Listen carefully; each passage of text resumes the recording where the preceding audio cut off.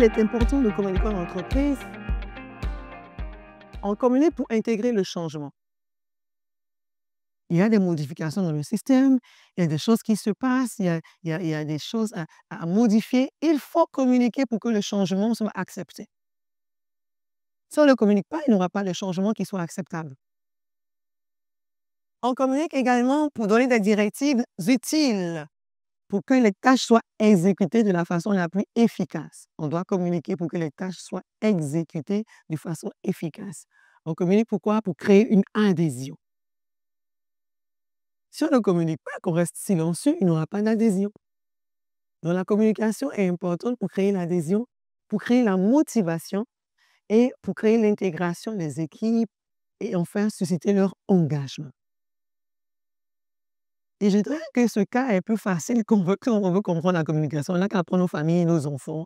On va voir que si on ne communique à personne, il n'y aura pas d'engagement. Même si on a le même sang, la communication permet de créer l'engagement. OK. Pourquoi communiquer? Il faut aussi communiquer pour exposer le résultat de l'entreprise et créer ainsi de l'incitation de la remise en cause du personnel.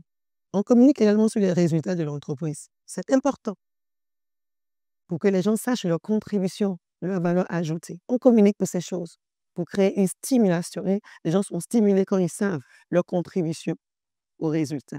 On communique pour rassurer les consommateurs. Communication externe. Et la communication en dehors de l'entreprise, c'est pour rassurer les consommateurs.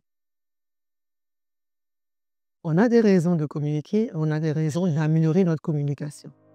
Nous avons beaucoup de raisons.